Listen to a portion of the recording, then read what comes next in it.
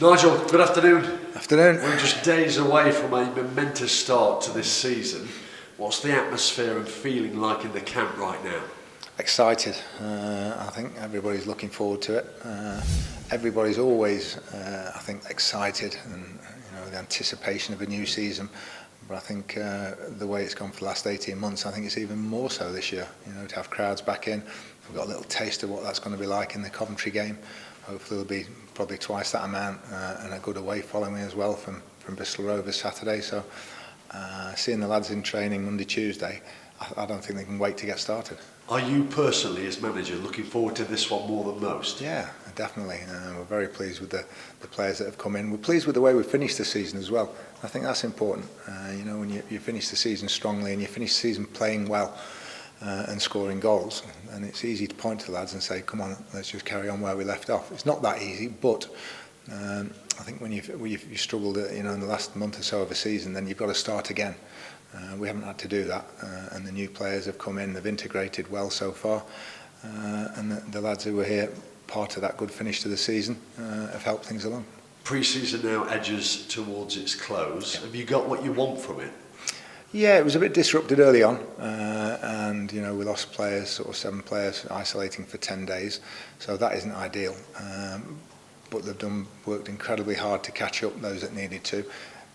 Most of the other lads have got good minutes and some good work into the legs, which will stand them in good stead for the next 9 months. So just talking to Dave Waldy about it this morning, and with all the 1 or 2 problems that we've had in Eagles and certainly the isolation periods, I think it's recovered well. Can you as manager gauge anything from pre-season to the extent where you might know how your league campaign will fare? It's difficult. Results, I don't think you can tell much, but we're looking for different things other than results. We're looking for how new players are settling in. We're looking for sort of patterns of play and things like that, and formations working on. And we've been very encouraged by what we've seen. We knew the first couple of games we were working so hard we'd be tired, but I think the last week, the 3 championship sides we've played, I think have been 3 very good performances. The squad now is pretty much settled, isn't it? Are you satisfied? Are you pleased with its depth and balance? Not quite. Never quite satisfied.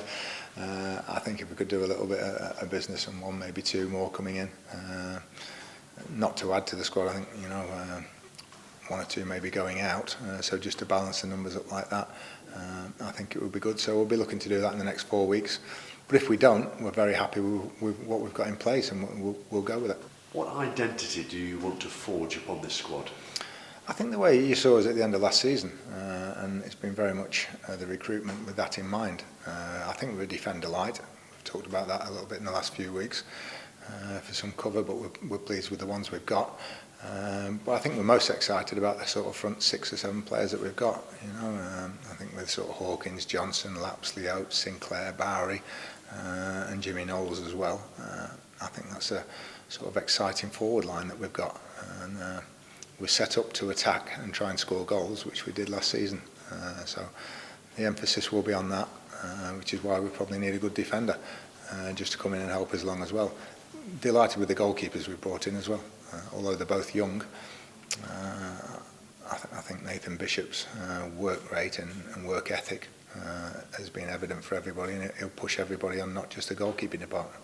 On the whole, how do the players complement each other with their various attributes? I think pretty well. I think they've all got a little bit something different to offer, and if you just look at the forward positions, we said early on, I don't think we're going to improve much on the midfield area.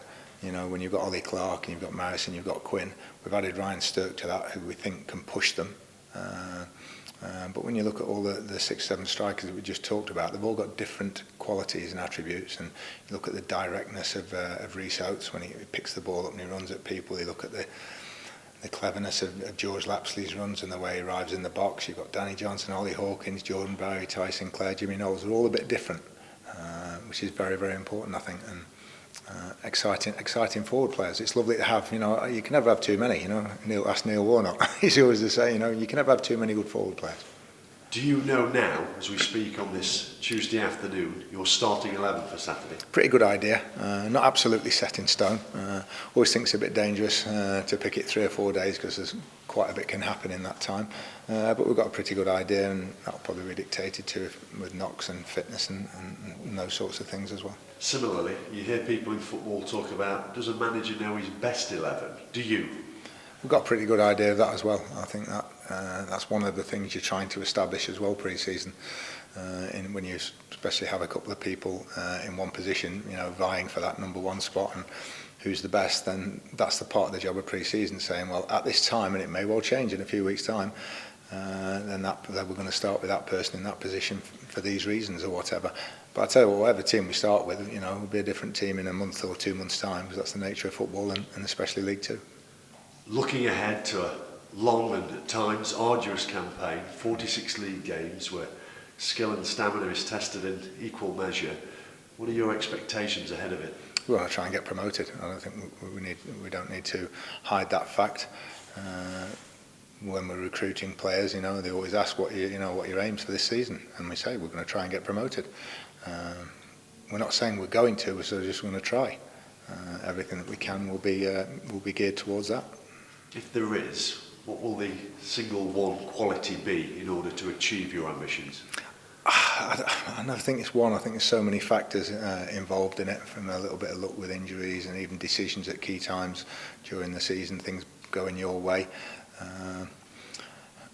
But if anything, I think in modern football it's the strength of the squad and the contribution that the whole 18, 20, whatever we have, the contribution that they will make over 9-10 months. You can't go with 11 or 12 players anymore, 13, that doesn't matter. So that doesn't work.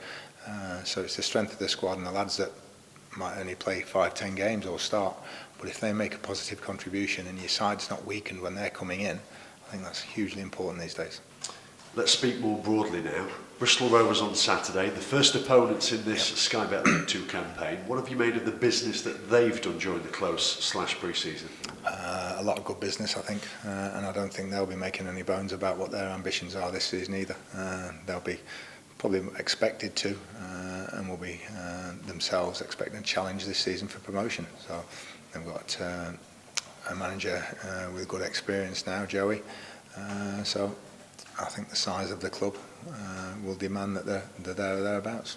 And back to Mansfield now. What's the team news that you can give us ahead of Saturday? Any injuries? Harry Charsley's the only one really.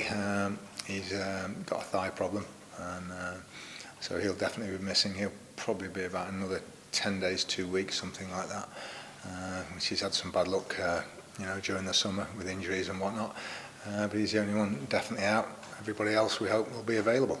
With all that's taken place in the world in the last 18 months, finally fans will be back inside the One Call Stadium this Saturday. What's your message to them ahead of this momentous season? Come in and enjoy it. Enjoy being back in the ground, and I hope we'll give you something to sort of cheer about. We're great believers that people say, supporters should get behind you, but we have to give them something.